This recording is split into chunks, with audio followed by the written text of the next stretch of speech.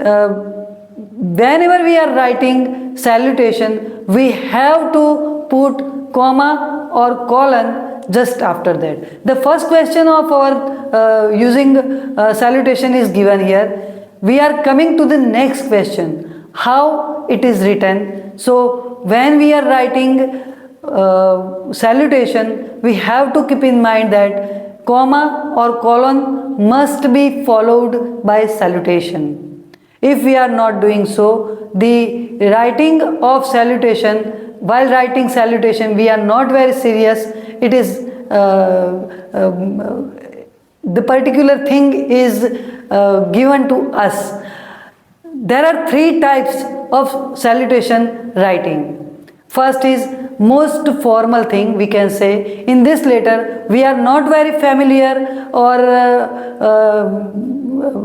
to whom we are going to write the letter. So it is written only sir. You can write, you want to give some honor to the person, you can write respected sir or madam or respected madam. You can write. How it is written in the particular question, the first letter of each and every word must be capital. You can see I have written sir, S is capital, respected sir, R and S capital, or madam, M capital, respected madam, R and M capital. You can see. The second thing is informal.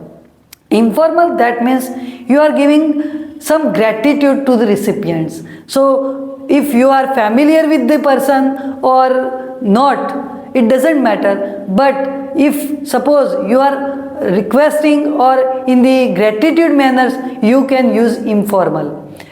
You can use some adjectives just before, okay? So they are known as informal.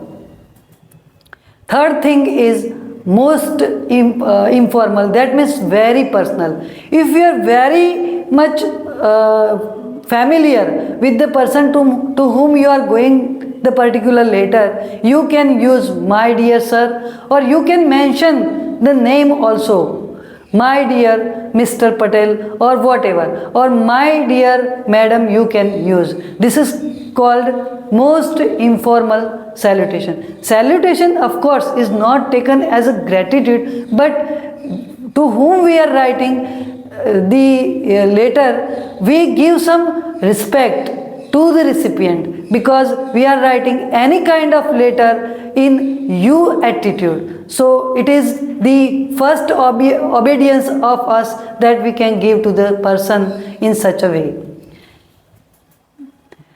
Then comes the fourth part of the letter, which is known as body of the letter.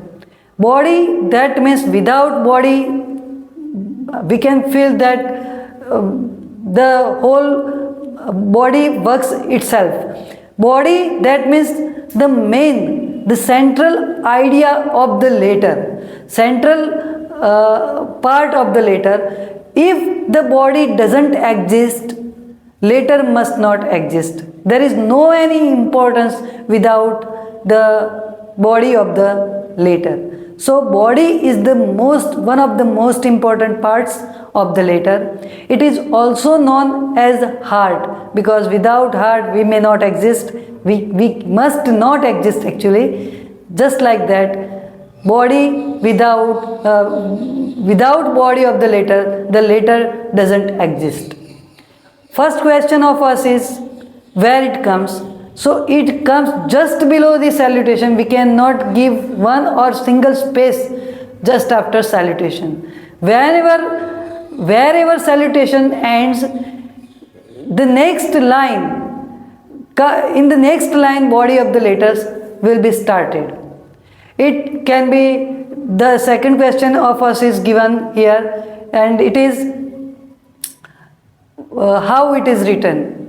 It is divided in three parts, in which first part is opening part, in which we are giving some gratitude or we are showing some pleasure, our acknowledgement, apology, greetings, etc. in the first part of the letter.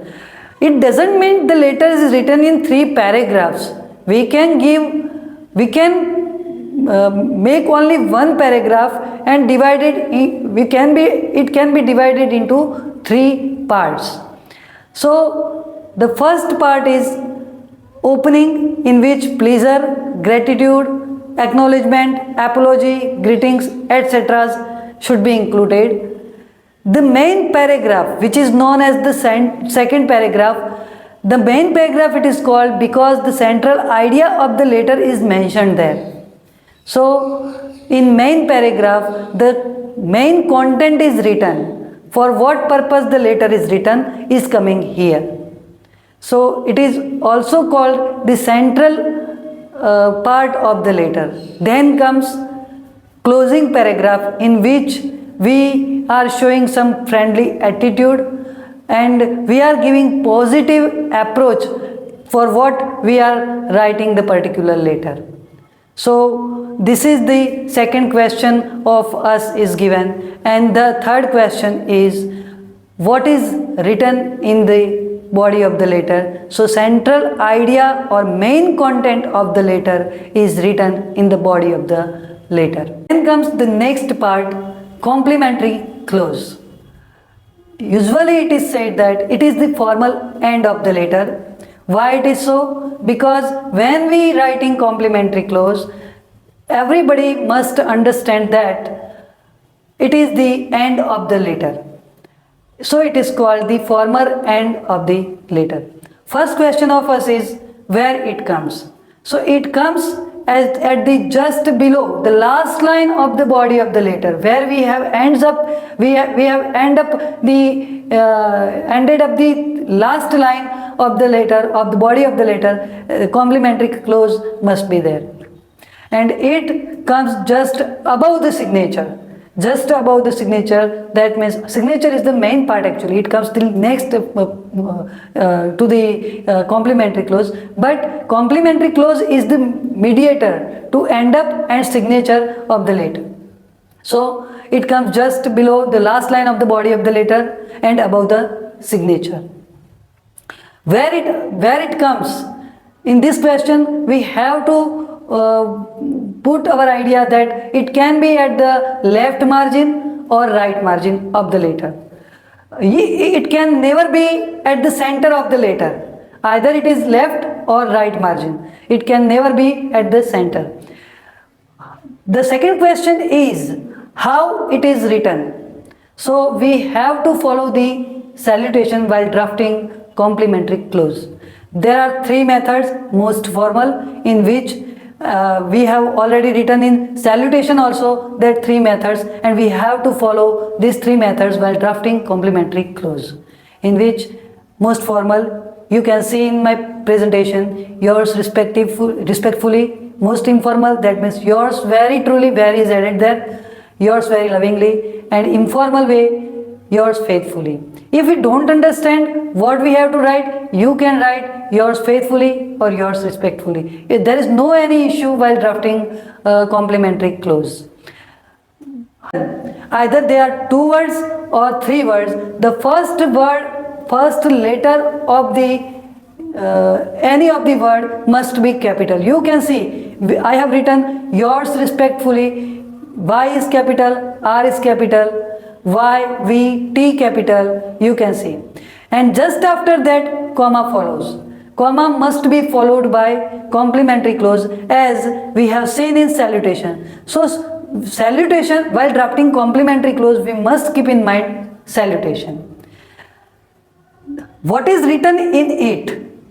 Complementary clause, you can see I have given the examples what terms we have to use. Whenever we are using yours, the term yours, that means you attitude is clearly seen here. Okay, so signature is what is signature actually? So signature is the legal validity of the letter. Why it is called legal validity? Because as I have told before that the only importance of writing letter is to take them as a proof. So legal validity must be put there. If there is no signature, there is no any importance of the letter. So signature, without signature, nobody can accept the particular letter. So it is called legal validity. So first question of us is where it comes. So it comes 2 spaces below the complementary clause. Why 2 spaces below? We cannot give any space because we have to sign symbolically. 2 spaces are for there. Symbolically sign is given there. Then and there the particular you can see in the examples. I have written yours faithfully complementary clause, and just after that Mrugesh is written. But Mrugesh is not the term for writing. This is the place for the for doing symbolically sign, and this particular sign is not readable, so you have to put your name or designation just below the particular sign. The whole system is called signature. So signature is written in 2 ways. If you are writing, the first thing is individual responsibility. You can see in presentation the example is given. Here it is written name, in the bracket the initial letter of the name and the surname is there. Then what is the designation of the particular person is there, and then from which firm he belongs, it is mentioned there. Then comes the second, company responsibility. First we have seen individual responsibility, and then comes company responsibility, in which when we are writing on behalf of the company or the responsibilities we are given, we have to keep in mind this is the only thing we have to write. We cannot put any designation because of course we can put designation, but we can put designation or our name, nothing more than that. Then comes the next, per pro signature. Per pro signature, what does it mean? We have to confirm it first. Authority is given to sign letters. If suppose the person is very busy, he cannot sign as an authority, he can give the authority to his clerk or the other person or his manager. So this is per pro signature. Authority is given to sign letters. To the short form of per pro is per procurationem, that means on behalf of. You are writing, you are signing the particular letter on behalf of the authority. Okay, so you can give, you can see the examples which is given below. The other term for is used if you are signing letter. If the person is not present, but the signature is necessity, you can give responsibility, you can take the responsibility from the authority and you can sign the letter. The for is only used for routine and ordinary letters. We have to keep in mind that routine or ordinary letters can be for is only used only this kind of letters. So for is also written just before the name of the company. You can see the example how it is written. The name is given just after the firm. So these are regular parts of the letter. Regular, that means they must be existed while drafting any kind of official letters. Thank you.